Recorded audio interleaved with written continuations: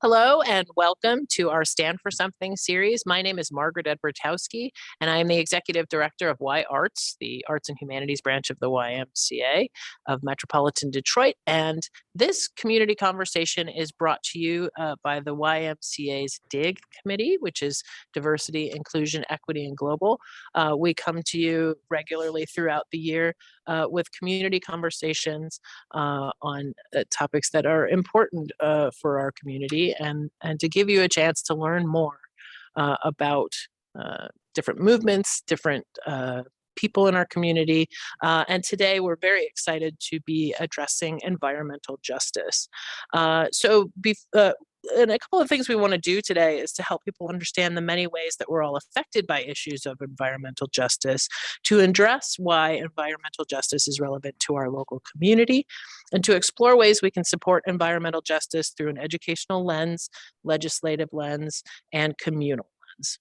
Before we get started and before I introduce our wonderful panel, I want to bring on the CEO of the YMCA of Metropolitan Detroit, who has been instrumental in making a lot of these DIG events and initiatives happen. So please welcome Helene Weir. Thank you, Margaret.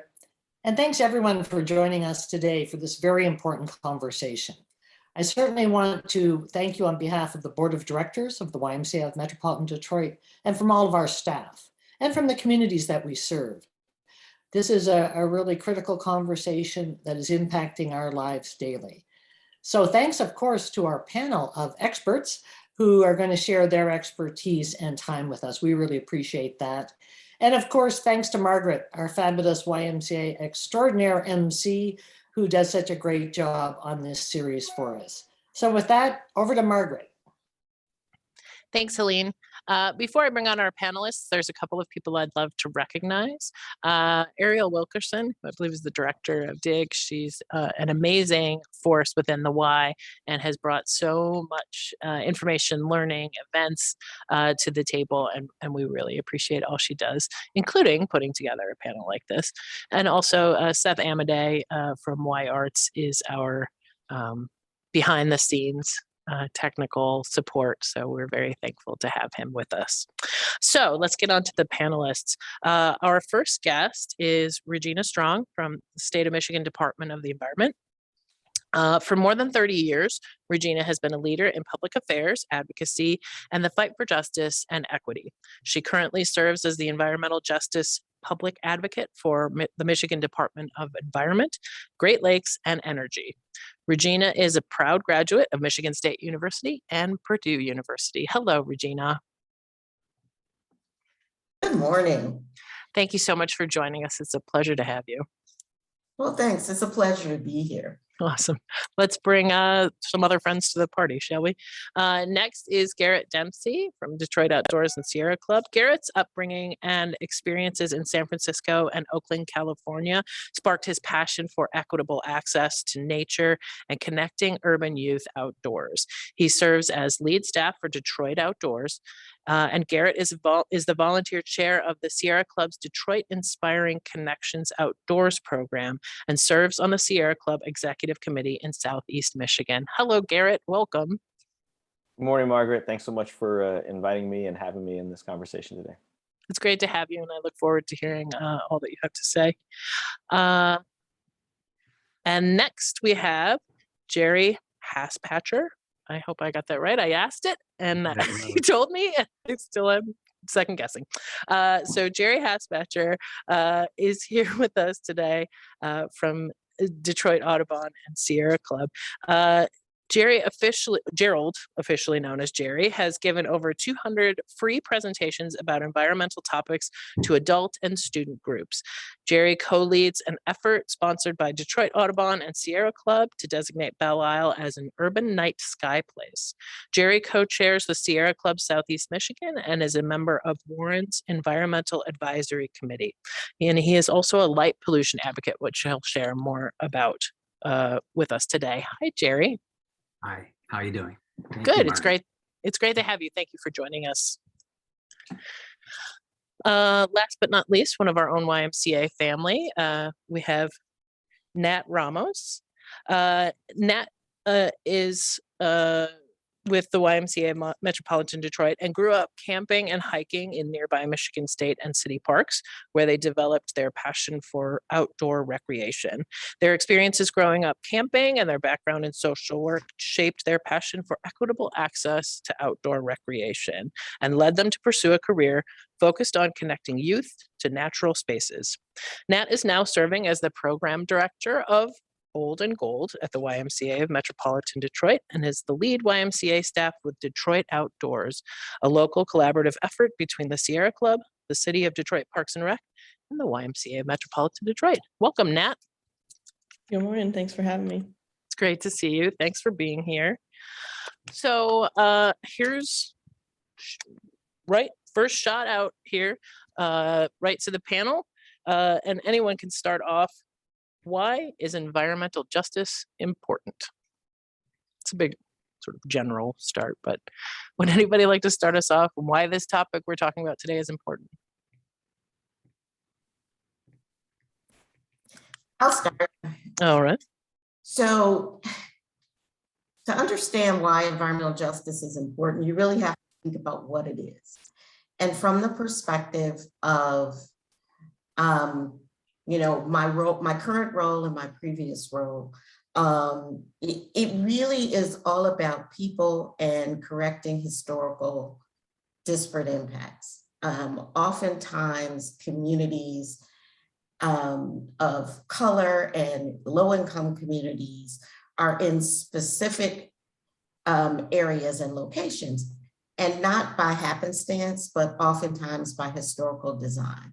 And so environmental justice is really about a couple things. We have a government definition of it. In my role as the environmental justice public advocate for the state, we've created a definition that we use at the state level, very much based on the EPA's definition of environmental justice, which is really about meaningful engagement and equitable treatment of all people, regardless of things like race, ability, ethnicity, national origin, that they all have access to protections, and that anything that affects the environment and the places that people live, work, play, worship, learn. But in reality, it's really also about disparate impacts. It's about people who have those impacts because of things like redlining. And when I talk about redlining, that is the government practice of steering certain folks to certain neighborhoods and making sure other people have to live in other neighborhoods, and really making it disproportionate, or the impacts that you may have based on how you live or where you live in terms of our Indigenous community. And so environmental justice is the quest to cure injustices for communities that are disparately impacted by a variety of environmental factors and societal factors that put them at a disadvantage. Thank you. Anyone else want to follow up on that? Well, I would say that it goes to the root of the idea of empathy, and that when you feel for people, say, who don't have medical insurance or don't have adequate money to pay their bills, or their streets are not taken care of, any of those things, either whether it's worldwide, United States, state of Michigan, any city, anytime that you feel empathy for another group, there's also empathy for people who are stuck in situations that are in a poor environmental environment for a number of reasons. So clean air, clean water, noise pollution, certainly, and the one that I'm going to talk about today is light pollution. So I think it basically speaks to empathy for people who are stuck in situations, sometimes not even knowing they're in those situations. Any other comments on why this is important, why environmental justice is important? I'll just jump in and, first I want to again highlight Regina's picture. I think it's beautiful. It reminds me a little bit of sort of like what, inspires me in some ways to do this work. But, it's reminding me of just seeing that scene of Sleeping Bear Dunes, thinking about the good fortune that I've had to be able to do the work that we do outdoors in Detroit.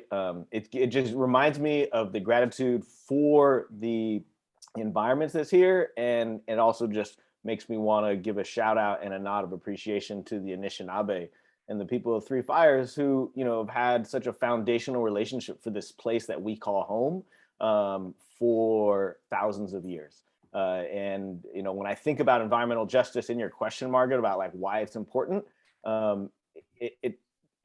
it's like asking us to really sort of like think about like how do we build a better society for all people, and include sort of our relationship with the natural environment, this earth that sustains us, in that quest for justice. And it's like it brings us back to the start. Like if we don't do it with the earth, this sustaining planet that keeps us alive, from the very beginning, then anything that we come up with is going to fall short.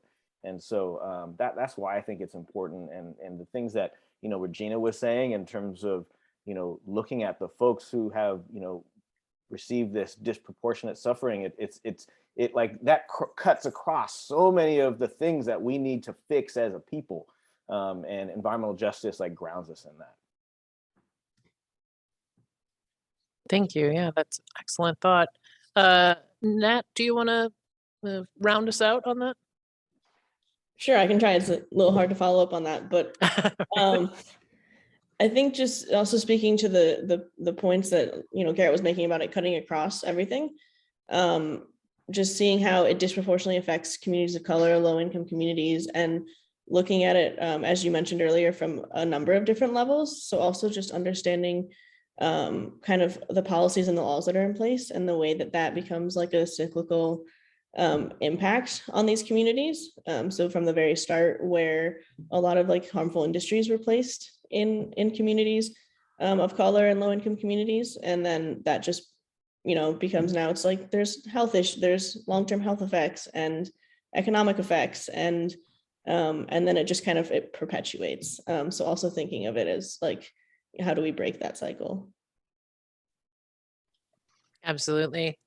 To that, what we need to sustain ourselves business wise, and how does that relate to what we need to sustain ourselves on Earth? So to follow up, Regina, you had started to kind of talk about this, and I'd like to dig a little deeper, if you wouldn't mind starting us off. So how have environmental injustices impact Indigenous communities and communities of color? So in a variety of ways that I think both and Nat referenced, in that, when you live closer to an impacted area, whether it is close to a lot of truck traffic, close to industrial facilities, one of the things prior to taking this role, I was an external advocate, and I worked for the Sierra Club, and I was working on, environmental impact issues, like, getting coal plants closed. And what I realized in that work, and which brought me closer to the environmental justice work, is who was impacted and who wasn't, right? And where certain facilities were located in that historical perspective. Similarly, when we impact waterways, it impacts, our tribal communities. And so, there are 12 federally recognized tribal nations within the boundaries of the state of Michigan. And most folks don't even realize that. And many communities live off the land. They live, they fish, they hunt. And when we impact the waterways in a negative way, we impact their way of life. And again, that disparate impact. And so who you are and where you live is so much about environmental justice. It really is. It is very location based. And so it is unfortunate that we are where we are today, but I think the work that we are trying to do in the community and as a state government to really move forward and address those things. It's not easy. I mean, I wish we could wave a magic wand and get rid of things like systemic racism and the other things that have gotten us where we are today. It's not that easy. I found that out once I started working for government. It takes a lot to turn that wheel.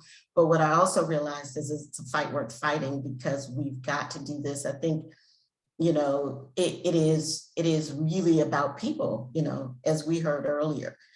The earth will continue. It may continue in a different form. It may evolve into something just not livable for us.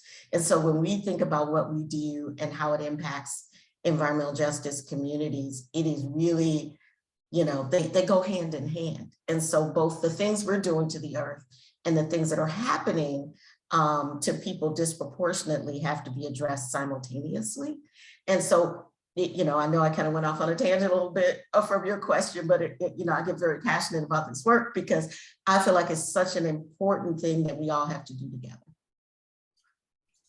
Yes, please go down those rabbit holes. I mean, I think you're making an excellent point, and really kind of why we're here today is that, when we're dealing with systemic racism and it doesn't just affect one area of life, right?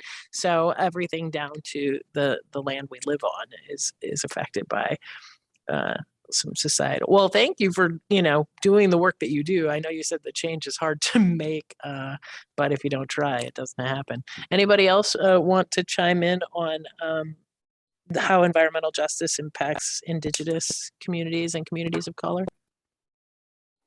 I just want to say something just a slightly off topic and slightly off in terms of the exact question you phrased, but I was thinking about Regina's point about the earth is gonna go on. The natural systems will survive us, and I appreciate her saying that because I see what the earth can do is teach us how we can try to sort of mend these sort of things that we've done for the past 500 plus years. And the communities of color and the indigenous communities that are suffering that disproportionate sort of effect, so many of them, like the way Regina was talking about, are so closely connected, have this deep relationship with that earth that we are hurting, with the waters and with the land, whether it's a Black farmer or whether it's a tribal fisherman.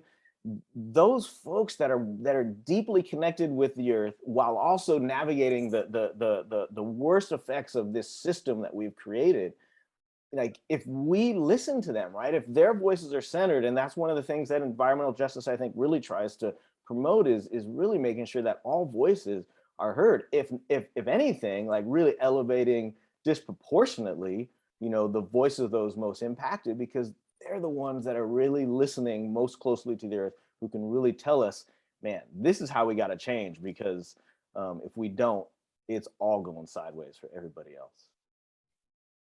So not so much about the way they're getting affected, but I think the fact that these communities of color, indigenous communities, suffer so much, yet they're so closely connected to this earth that we're harming. It's just my way of trying to say or just highlight what environmental justice people do and what the tenants say, which is really sort of centering those voices. Yeah. The both of you reminded me of, no, go ahead. I was just gonna be your amen corner for that, Garrett. But there are some principles of environmental justice work called the Hermes principles. And one of those that I love to elevate is letting communities speak for themselves, right? Oftentimes we want to frame what people are going through and speak for them and be their representatives. You will not know, and this is a point you made, Garrett, listening to the voices of the people with the lived experience is a critical piece of how you address environmental justice, because the injustice is felt by those who live it, right? And we could try to frame it and say, oh, that seems really unfair and that shouldn't happen, but we're not living it every day. And so the realities of what communities face can best be articulated by those communities themselves. So I just wanted to add that. That's a fantastic point. And it's something that crosses our work at the Y in every aspect, definitely in our diversity and inclusion work, but also with youth, trying to hear from what they have to say, let people tell their stories. So thank you for making that point. Nat, or Jerry, would either of you like to chime in on this topic? Well, I wanted to say that I think as far as people of color and environmental justice is that just to take the examples that you see every day when you drive from say certain areas of where people live of maybe very high income and areas where people don't live with high income. And the two that I like to point out are two of my favorite topics, and one of them is trees and the other one is lighting. So I'm always been attuned to the tree issue, and you can go into an area of high income and you see trees everywhere. And yet you go into the city, and I documented just this past week a place where there was a building that was torn down in the city of Detroit, and along with all the trees, it needed to be torn down. Along with all the trees on the property, they also took down the trees on the right of way, which were city-owned trees. It was unnecessarily. There was a forest on Lynch and Van Dyke, one of the only forests in the area that was leveled. There was no incentive, apparently, to have that forest maintained, and it's likely going to be a parking lot for new pickup trucks. Right across the street, there was another area leveled. I mean, I still am going to take pictures of two streets north of Heilman Recreation Center. It's on the northeast side of Detroit. A couple streets on there, all the trees were taken down on the two streets. So you can see on Google Maps a road view of all the trees on each side. They were all taken down. So that kind of stuff doesn't happen in people in a lot of areas there where they have more taxes. Maybe they have more influence. You go into the backyards, you might go into their pool or something, and you look up in the corner. And then you have the utility poles, and the trees are all above and around and everything. And you go to another place where the utility company will say, well, this is a threat to our whatever, and they'll just slice everything down. So that's the one with trees. And of course, mostly I'm here too about lighting, and that a utility that overlights as a matter of practice will do that much more in one area than the other. Some cities around in Southeast Michigan have basically no street lighting, or very little, or only light that goes down. And that's not happening in other areas in Southeast Michigan. With money and power, you get to have the say, right? And so Mhm. that it creates an inequity for people who actually live there. Right, and there's an article in the New York Times yesterday about that. It was about, so you think billionaires don't have influence, and then they go talking about how, yes, they do. And it does happen in Southeast Michigan for sure. Yeah, thanks, Jerry. Nat, any thoughts on this? Yeah, I was going to say actually a couple other examples came to mind. Thinking in terms of kind of like pollution around the city of Detroit in particular, thinking about like the incinerator and where that's been placed in the city. And the fact that, you know, a lot of the garbage that's going to was going to the incinerator was not from the city itself, it was from surrounding suburbs. And then also thinking a bit downriver at 48217, it's the most polluted zip code in the state of Michigan. And looking at the communities that live there are predominantly communities of color, and the issues that kind of perpetuate there, you know, because it has such a poor environmental quality there that really impacts, you know, health, among other things, just the issues that wreaks on the economics there, and folks not being able to move out because they can't sell their homes because no one wants to buy homes there. And again, just kind of thinking about how like the inequities kind of just perpetuate. You make great points. We did a media program with youth in that area downriver for a long time, and a lot of it was based on their environmental experiences, and the stories were extremely moving of how they've adapted to, you know, a film on your car in the morning, or the scent in the air, or the pollution that they live in the midst of because of industry. So thank you all. That was a really great discussion on that topic. So let's can we describe the benefits of protection and restoration of the environment? Garrett, would you start us off on that? Whoa, man. It's a big one.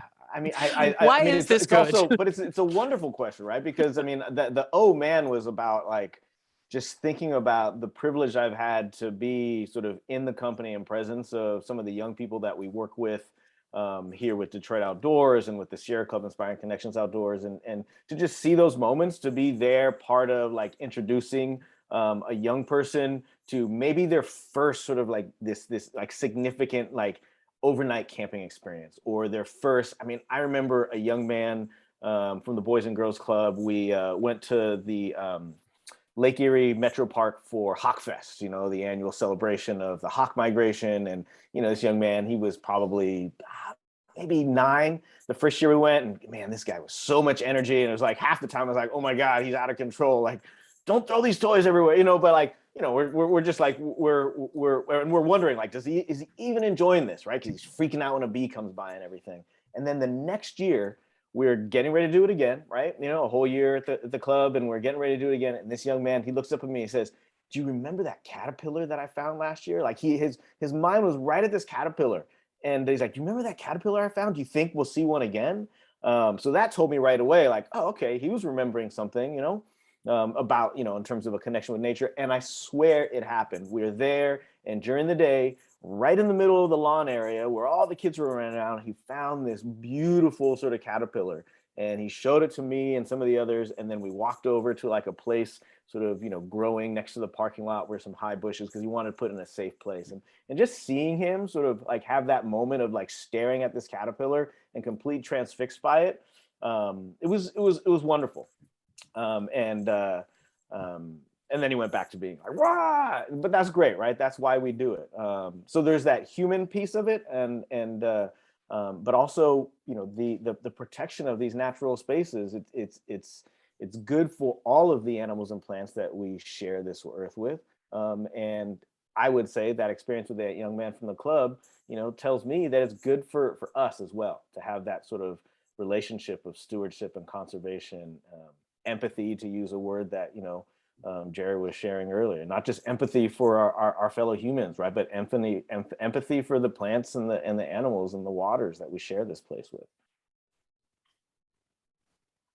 I know the feeling you are describing, because we used to take our media students to Camp Wayesa, and many of them, it would be, this is the first time I ever sat by a fire. This is the first time I ever was in a canoe. This is the first time I was ever, and it's an amazing feeling and really impactful on youth. Anybody want to chime in on this? The benefits of protection and restoration of the environment? That's really about, go ahead. I'll quickly chime in and say, really, I think that's what, my work is really about, because, I see the people and environment so inextricably linked. So as you bring justice to people, you also connect them to the earth, right? And you figure out how best to do things like Garrett just described, give experiences to those who may not have those experiences.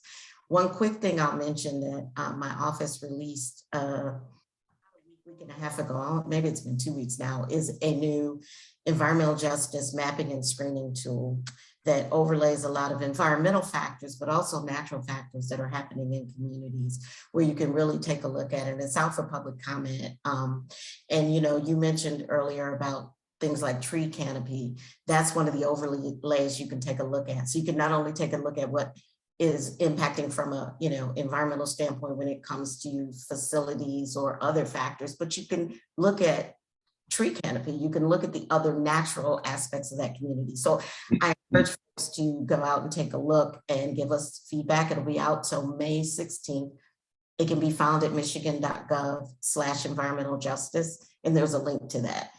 So I just want to mention that, because I think as we work to regulate industry and lessen impact on people, we also have to lift up where nature needs to take its course and how we can help make that more visible and how that happens. So just wanted to make that point.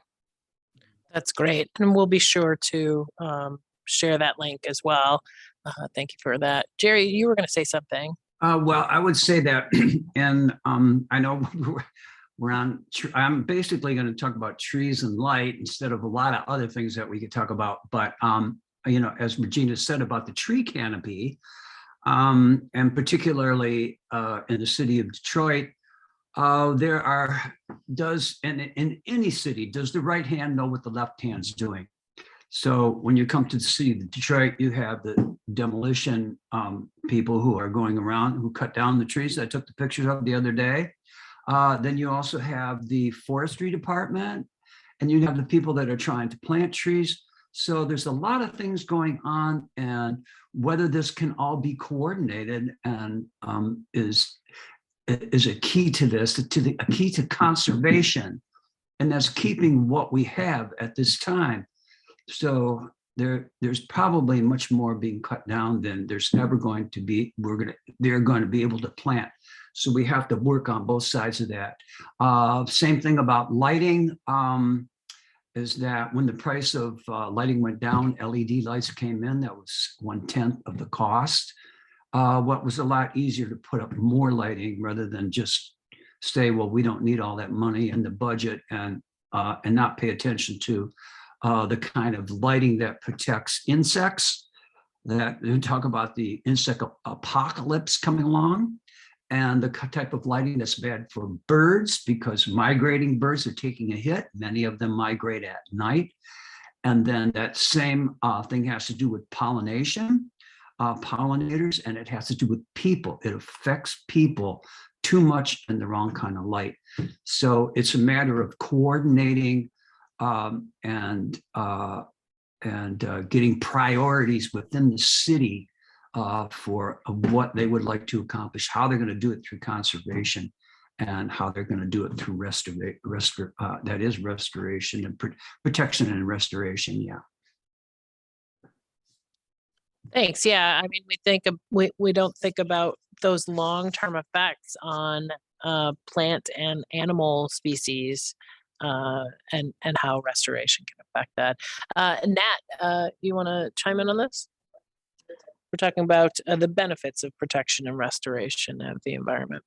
Yeah, so I also think about kind of the long-term benefits on our infrastructure as well, and to that point about kind of the cities and how all of that works. Just the economic impacts, the infrastructure impacts of a city and local communities. It has better health outcomes, increased property value. It's just less of a strain on our economy in the long run. But I also, when Garrett was talking earlier, reminded me of another individual that we've had impacted in our program, who he was a participant in Bold and Gold. Was it 3 years ago now? And I remember when we took him up north for the first time to the UP, he just looked up, saw the stars, and was like, wow, I've never been able to see the stars like this because there's just so much pollution in the city. And to just kind of see that the difference that made, the impact that made on him. And now he's 3 years later coming back to be a program manager for us. A program coordinator with us. So just seeing the way that can continue to have an impact too, because now he's going to have an influence on the youth that are coming through our program this summer. And so really building those relationships so that they continue and we create kind of more stewards for the environment. Isn't that just one of the best things about not just YMCA work, but working with youth and community, is when you get to give a young person a great experience that impacts them so much that they want to be the person giving the next young people a great experience. It's always a great story like that. Margaret, Well, can go ahead. I just had a thought about, as we're talking about, again, your question, of what are the benefits of, the stewardship and conservation, and, as, listening to everybody's comments, it's just reminding, I'm thinking of like relationship, you know, and the importance of like a relationship, and I'm thinking about how there's a relationship with the natural spaces, the plants and the animals, that we need to have to be able to sort of like truly sort of like help steward those spaces. Steward seems so, it's actually it's almost, it seems so sort of like anthropocentric, you know, to say steward, you know, as if like we're the ones taking lessons from them, right? But that's the key, right? It's a relationship. We have to listen to and study and be open to like what the plants and animals and the environment is telling us in order to make the right decisions, to be in good relation with it. You know, I'm thinking of Robin Wall Kimmerer's book, Braiding Sweetgrass. And you know, in that she talks about so many things, right? But she talks about like just this, the sweetgrass is such an important plant for so many, particularly indigenous communities. And she talks about the importance of a relationship where in her studies, like the sweetgrass does better when it's actually harvested. The sweetgrass that is planted and left alone, like that sweetgrass doesn't thrive as well as the sweetgrass that actually has some sort of harvesting from the native communities, or in her case, in her study, like the scientists that were doing that. And so like it appreciates this interaction. And I guess this long-winded thing that I'm going on is trying to make this point that it's not just about the relationship with the plants, but we as people, like if we're actually going to succeed in protecting these spaces, we have to be in good relationship with one another. Because if we're truly going to protect a forest in northern Michigan, then we need to bring a lot of different people to the table. People who we don't necessarily, maybe we don't know, come from different communities, different religious backgrounds, different maybe, you know, like racial backgrounds, like come across differences if we're going to truly save this, you know, these natural spaces. So it's, you know, environmental justice and the stewardship of these spaces, it's a test for us, because, you know, if we use the same sort of like power grabbing sort of politics that have gotten us in this place in the first place to force people to protect something against their will, it's gonna fall apart. So if anything, like the protection of natural spaces is like our chance to try and figure out if we as a human species can figure this out. Right. I wanted to say about protecting people, protecting the environment, and the disadvantages that we have doing that.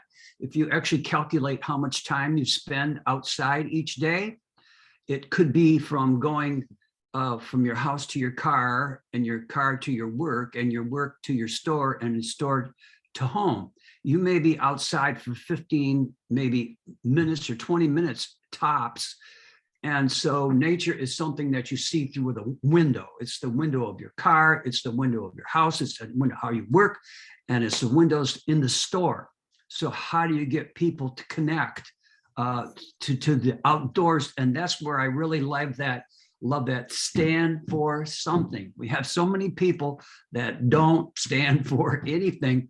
And, you know, I think that a lot of them, and I've talked to them, it's like, well, you know, I don't know what I'm going to do. I'd like to do something, but if we can have a way to grab those people and bring them into any type of a group that has a meaningful objective, shall we say, we're doing well. And of course, getting that share in the environment is what we're talking about here. Well, and I think both of you are making an excellent point. You know, when we think about the diversity and inclusion work we do at the Y, like how does the environment fit in that, right? And obviously we've talked about social justice, but also let's broader, we have one Earth. We all live on it. Like if there's anything that unites us together is that, you know, we all have the same home. And, you know, if we don't start paying attention to it, you know, and it should be something like Garrett said that we can across any of our differences come together and agree upon, is that, you know, we need this place that we live in. So Nat, I think this might be a good question for you to lead us off. So what is the relationship between environmental justice and outdoor education? I mean, I think we started touching on it a little bit. For me, the first thing that comes to mind is just getting folks in particular, I mean, I work with youth, but getting folks outside, if they don't have any sort of experiences or any connection to the outdoors, I guess, like how can we expect them to really kind of fight for environmental justice or to want to make improvements in that realm? It's a lot easier to kind of ignore things if you're disconnected from it, and if you don't have a relationship with it. So I think building strong relationships with the outdoors and making it so that those spaces are as inviting and inclusive as can possibly be for all folks is a really key point for that. I'll go along with that one, because I tell people, if anyone asks me how'd you get to be so environmental, well, my parents took me camping, and they took me camping a lot, and it was just naturally, I guess, that I seem to have this green screen in front of my face. And that's why it's so hard for me to go out and drive around, because my green screen tells me you're not seeing something that's good for the environment. But yes, get them out when they're young. When people are young, if they have that experience, then I think they're more likely to be associated with helping to protect the earth. I'll be all wonky for a second. Just Do it. I pulled up a little bit. I'm certainly not a student or an expert in in terms of environmental justice in the history, but I pulled up the principles of environmental justice that was discussed and created back in 1991. What was it? It was at the delegates to the First National People of Color Environmental Leadership Summit in 1991, held in DC. And there's 17 principles, but the first one is environmental justice affirms the sacredness of Mother Earth, ecological unity, and the interdependence of all species, and the right to be free from ecological destruction. And I think there's got to be a reason, right, why they came together and said, like, we're going to start there. So the environmental education, especially for us that live in a hyper urbanized environment. I was born and raised in a city. We don't have lawn signs even in San Francisco, because nobody has lawns unless you live in like the most wealthy neighborhood, So like I grew up all around concrete. Not one piece of dirt or grass was visible in the playground that I played in from kindergarten to 8th grade. And so environmental education is the way that we try to maintain that sort of like awareness and connection to the earth, particularly for those of us in an urban environment. Yeah, and obviously it's been a long-term portion of what we do with the Y. We've been a camp, entity for many years, and it's really about exposure for youth. Like Jerry was saying, you don't know you love being in nature unless you're put in it as a young person. So let's continue on those lines. And again, Nat, I go to you, because I think this might be an opportunity to talk about Bold and Gold, but what are the ways we can engage youth and families in environmental education? Sure. So I think, again, getting kids outside. So the program that I manage, Bold and Gold, is a youth wilderness program, backcountry trips, essentially. It kind of looks different depending on where in the country it is, but here in Detroit, it's all backpacking trips. And I find that that's the perfect space to have these conversations with youth.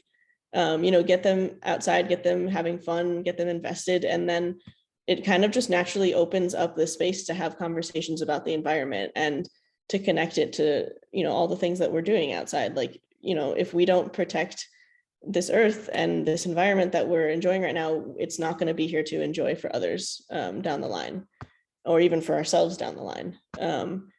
And so I think that's a really key way, and you can bring parents in that way too. A lot of these activities can, youth go home and they bring it to their parents too. So I think just creating relationships again between everyone and the natural environment. Now for internal Y purposes, I give a little promo here. Can anyone sign up for that program? How do people engage with Bold and Gold? Sure. So it's for youth 12 to 17. And you can sign up on our website. It's ymca.org/camp/Bold and Gold. And we can share that link as well. Perfect. Thank you. So yeah, we're please come join one of our trips. We're taking trips. Got a couple in northern Michigan and some in Indiana as well. Terrific. Gentlemen, you want to chime in on this? What are the ways we can engage youth and families in environmental education? Well, I just dropped something in the chat, which happens to be my email address, and I have given over 200 free environmental presentations, about half of them to students. So I think what the teachers really appreciate about the environmental presentations are as it reinforces what they've been teaching, because really these kids are getting a very good educational, environmental education in the schools. I'm always surprised that they come up with the right answers, even at the very young grades. But the teacher goes, well, thank you for coming in, because, you know, hearing it from somebody else really works. So there's my email if anyone's interested. Terrific. Garrett, what about you? You know, Nat said the word community. You know, I think each person, each organization, you know, can sort of look around and think about like where how are they, you know, situated in their community, and what can they offer. For us with Detroit Outdoors, sometimes what we offer is leadership. Sometimes what we offer is really just sharing and being out of the way. Another part of the Detroit Outdoors program, which is a collaborative, right, between the YMCA of Metro Detroit, the Sierra Club, and Detroit Parks and Rec Department, is we try to reduce barriers for families and children, youth serving organizations to get outdoors. So we have a camping gear library, right, that we share that resource so that families that might not have camping gear, and I say families, really historically we've been geared towards youth serving organizations, but we're trying to sort of be a better support to families as we move forward. But, you know, it's about sharing that resource. So if they don't have it, they can use that and then have an experience outdoors. And if they ask us like, hey, we need a little more support, we can't just go out on our own, then, you know, then we figure out like, well, then maybe there's a camping training that we can host with them. Or just supporting organizations that are partners. There's a group in Detroit, Black to the Land Coalition. Actually, you know, one of them, Chris Jackson, one of the leaders, works with Detroit Outdoors. You know, they run, you know, a lot of them are born and raised Detroiters.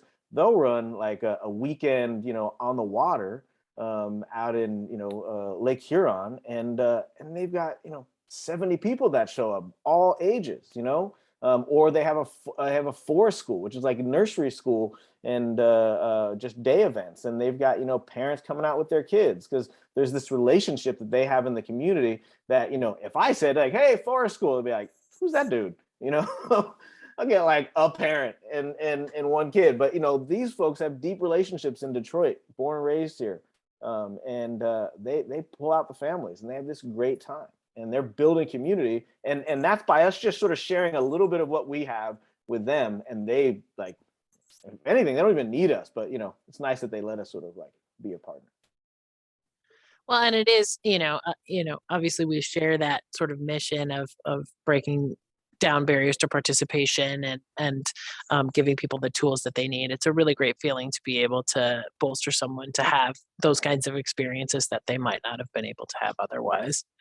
I'm going off script here for a second, but I wonder just quickly, like, if these experiences become a little bit more important now that we're able to sort of reemerge a little bit from COVID, with especially youth who've been going to school on a computer and staying inside for so much time. Does that come up at all? I think the word that a high school teacher that we work with used was bonkers. These kids went bonkers on a day, freezing cold on Belle Isle, because they're just so happy to be like with each other and be outside. And you know, so bonkers in a really good way. Like he used that word when he was emailing us saying like, hey, can we plan a camping trip? Can we do more with our students? Yeah. So that's one response I've heard. Right. The pandemic was so tough on kids, so tough. You know, I have like granddaughters 10 and 7 and 11 and 8 now, actually. And I mean, when they went back to school, and then when they had to come, they actually stopped going back to school for a week or whatever, it was back and forth. And I mean, you could just see the difference in the disappointment. And two, as Garrett said, the kids' behavior I gave a presentation to third grade teachers. She said, you know, I think I might quit. And I said, quit? And she goes, you know, these kids have never been in school. They've only been online, and here they are. They missed 3 years of learning how to act in school and the materials that they've missed. So yes, coming back to you know, what we might consider normal is very important. Yeah. So what are the main concerns within Southeast Michigan, and what should we be paying attention to in this realm? Jerry, why don't you start us off? Sure, I could tell you, I could start that up because I really came with the idea of light pollution in mind. And of course, that disproportionately affects communities that don't have a lot of trees to absorb that light, and don't have a lot of people are not within a community that has an association that that association can then try to make some changes within that community. So some of those changes won't occur to other places. But for the light pollution, it's basic. Well, I wanted to read you a definition from the International Dark Sky Association. So when you get a definition from them, you've got a good definition. Light pollution is an unintended illumination and intensity from artificial lights causing light trespass, glare, and sky glow. This fundamentally alters the natural night environment, disrupting the ecosystem and inhibiting our view of the majestic night sky. Artificial light at night, and it's abbreviated ALAM, negatively affects human health and can even cause safety problems. So just about those three things, light trespass. When I learned about this, you know, I had a friend who told me about dark skies principles, and it never quite clicked. And then one day I was standing in front of the Belle Isle Aquarium. It was at night, it was during a fundraiser. And I looked across the street and there was a light 200 feet away that was just a floodlight that was just glaring at me. And I said, oh boy, I got it now. This is light trespass. So light trespass is where the light goes in the more than the place that's trying to be illuminated. You can walk out of your house at night and look around and see maybe 200 lights, and they have nothing to do with where you're standing. So that's light trespass. Glare has to do with too much light and the wrong color. Basically more blue-white, like daylight is much more intense than what the dark skies principles would be. Amber, yellow lights. So again, if you walk outside of your house at night, you can look around, you can see the yellow lights, which are usually the older ones, and the blue-white ones are the newer ones. And also sky glow. We were talking about looking up at the majestic stars. So the blue-white light hits the ground and scatters up. It also has the small wavelength that hits the particles and scatters up, and that obliterates the stars. And of course, the lights that shine up and not just downward too. So anyway, that was my little speech about, what was the question again? Well, I had asked, you know, what are our main concerns in Southeast Michigan and what should we be paying attention to? And really, this is like an opportunity to tell our listening audience, you know, what to be looking out for. So I think, you know, obviously this is an area of particular interest to you, but it is something Michigan, right? And how they may not have thought about. What about the grow houses? You can see the grow houses, either tomatoes or marijuana. I'm not sure, in Leamington, Ontario. If you go at the shore of Lake St. Clair, it doesn't even have to be there, and you can see those from there. They're opening them up, like say in Inkster and other places. And these things go straight into the night sky. So it's well, not to mention the energy impact, I'm sure too. Right. That's another thing about it too. So it's affecting all of Southeast Michigan. Yes. Mm-hmm. Well, thanks for that, Garrett. What do you think we should have our focus on? Well, you know, I feel like, you know, me highlighting an area of concern isn't necessarily, the same thing as me saying and what I'm doing about it, So I just want to say that at the very beginning, the work that I do, I feel very lucky to be sort of someone that helps connect young people in particular, but also communities and families in Detroit with outdoor experiences and connections with nature. And so I believe that, that's important to continue focusing on, but the way you phrase that question, Margaret, of the areas of big concern, I think of this topic, environmental justice, and the particular sort of focus about, what are the disproportionate impacts, harmful impacts of our modern society on communities of color and tribal communities. And, so when I think of Southeast Michigan, I think of the heavy industry and, so much of this world that, we live in with manufacturing and energy consumption, so much of that being in, Detroit, 48217 as a zip code in the Downriver area, and and the people that live around there, really suffering the pernicious effects of that industry being there. And I'm not sort of, there's a lot of incredibly committed advocates, and community members that are really on those front lines fighting that. And I hope that some of the work that we do can be a way for people in those communities to have a respite, to connect with some outdoor spaces, hopefully have it inform and strengthen sort of their organizing and revive and just give them some sort of strength, whether it comes through respite or just inspiration and time outdoors. But that to me is when we talk about environmental justice, it's that kind of environmental harm that people have to live through every single day, that we have to figure out how to back that up and reduce that. Not to oversimplify, but this conversation keeps making me think of the Lorax, nonstop, just sort of that, the effect of industry on our day-to-day lives. Nat, finish us out on this one. Anything you'd like to add?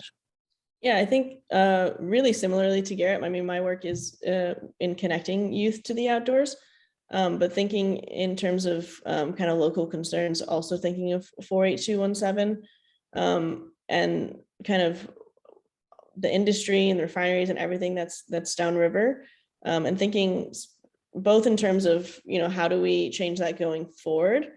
How do we, affect local policies and laws?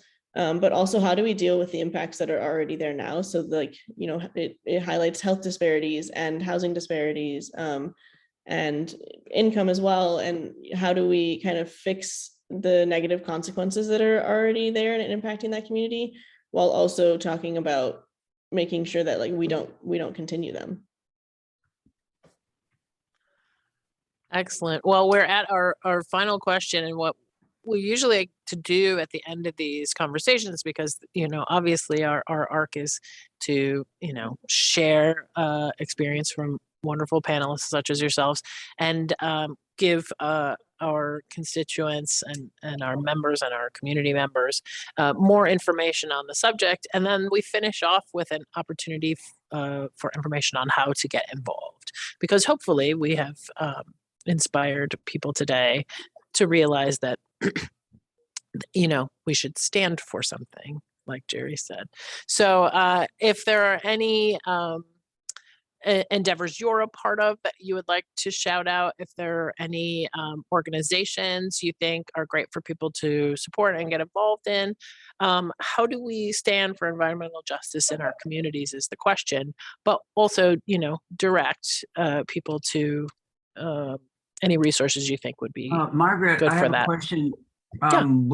Should I put some of the links to the Earth Day events that are coming up into the chat? It's April 22nd, 2022. Tell us about them in your answer, and then we can get the links from you and share them in the completed version of the presentation. Right. Well, I actually have, there's two. There's a, in Royal Oak, there's going to be an Earth Day Climate March, Rally, and Fair, and that's on April 22nd, Saturday. It's from 9 to 1. On the same day, April it's going to be on April 23rd, the day after Earth Day on Saturday. The same day on Saturday is going to be the Detroit Green Task Force Earth Day celebration. And that's from 10 to noon. It's on Belle Isle. And then we also have the day before Earth Day, we have a Michigan Dark Skies and Bird Migration webinar that's sponsored by Detroit Audubon, and the featured speaker is Sally Uwe from, she's the University of Michigan astronomer. So I could put those 3 in if you want me to. Yeah, that'll be great. We'll be sure to share those links. Thank you. Okay.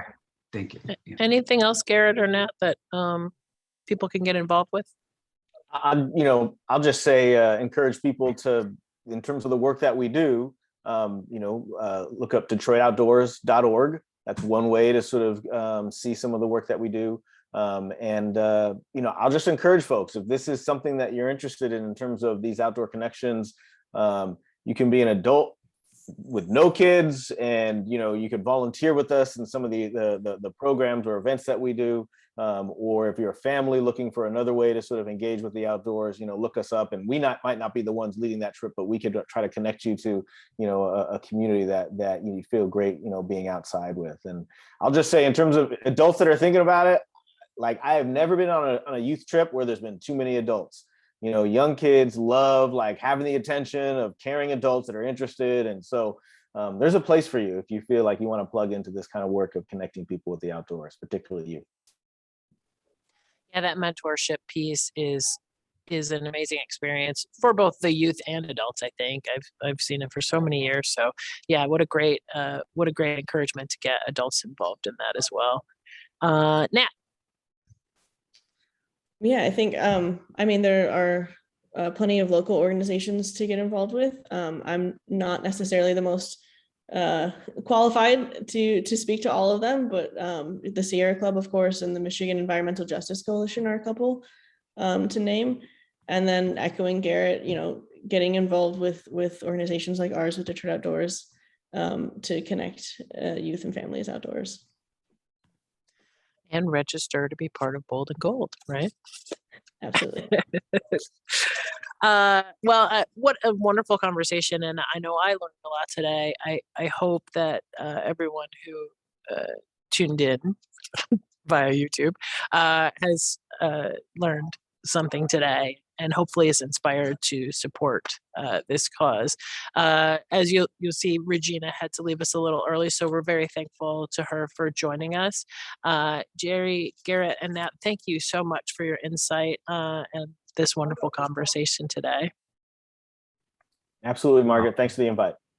Thanks. And we hope to see you all soon for our next Stand for Something. And thank you for tuning in today. We'll include links to everything we've talked about, hopefully. And thank you. Have a great rest of your day.